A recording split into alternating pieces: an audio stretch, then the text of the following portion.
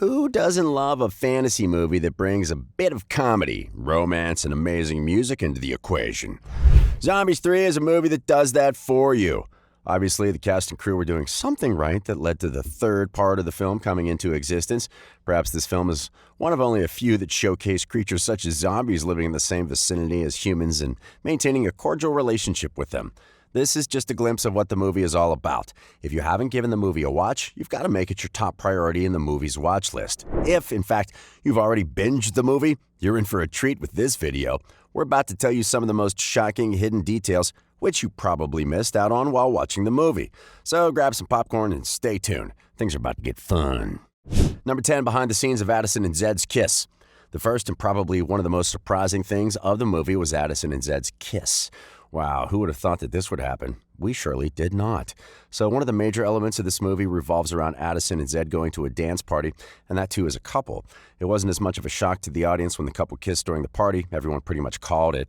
But for this particular scene that went on behind the sets was the most interesting part of it all. As you all know, it takes a few tries to perfect the scene, and so did Addison and Zed's kiss. According to the female actor, it took not 1, not 5, but 8 attempts by the couple to make the kiss worthy of showing on the big screen. Meg Donnelly mentioned that during one of the attempts, Zed's face was kind of squashed, which made the kiss look not so dreamy. In another attempt, Zed's face accidentally covered hers.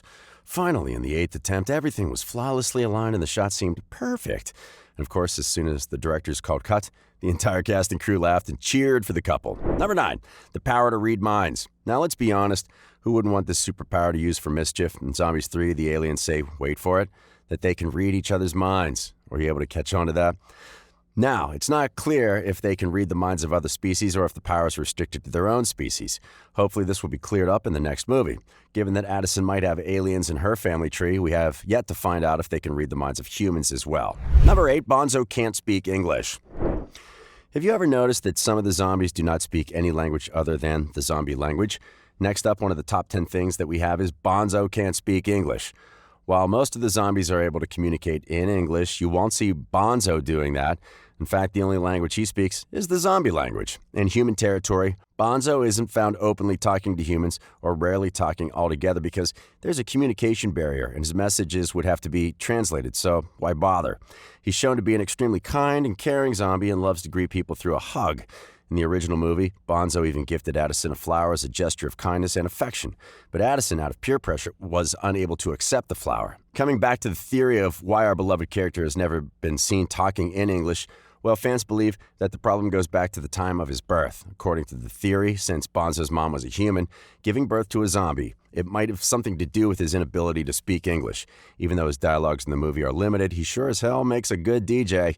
We definitely would like to see more of you in the upcoming parts, Bonzo. Number 7, problems with the actors in the beginning.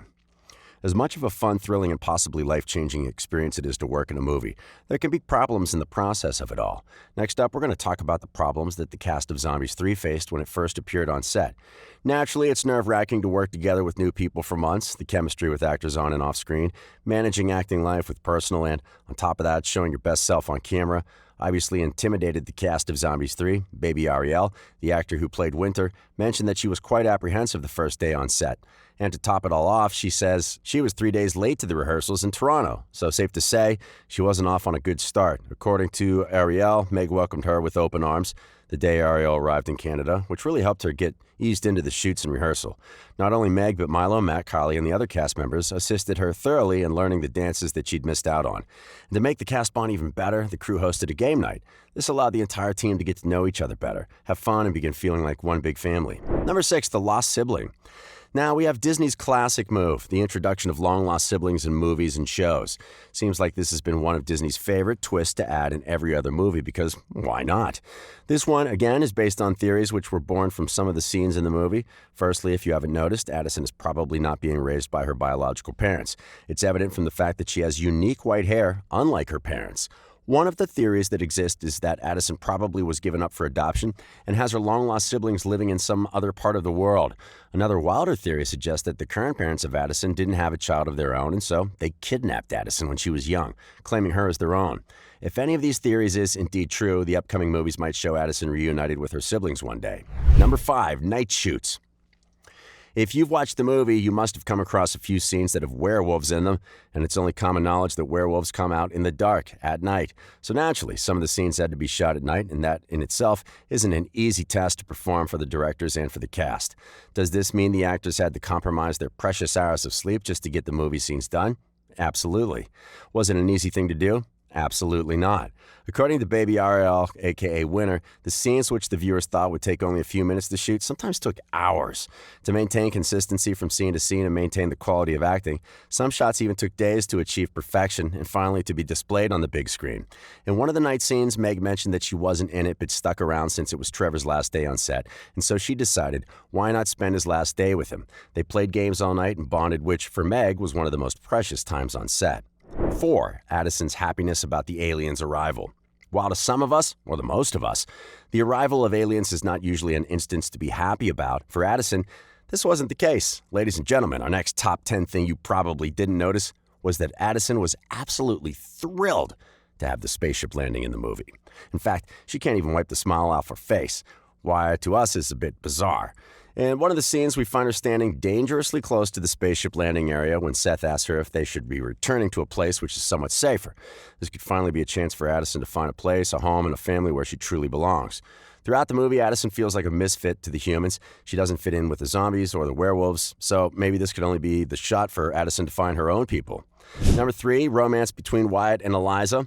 Another mind-boggling thing that might have slipped detection. The relationship between Eliza and Wyatt, or should we say a future lack of one.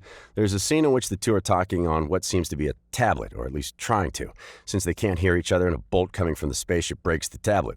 This happens just after Wyatt confesses to Eliza that he likes her, but she can't hear him. This is frightening to think about. Is this a prediction that Wyatt won't be able to get his feelings across, or Eliza? Will their relationship be a tough one, or will it end before it even begins?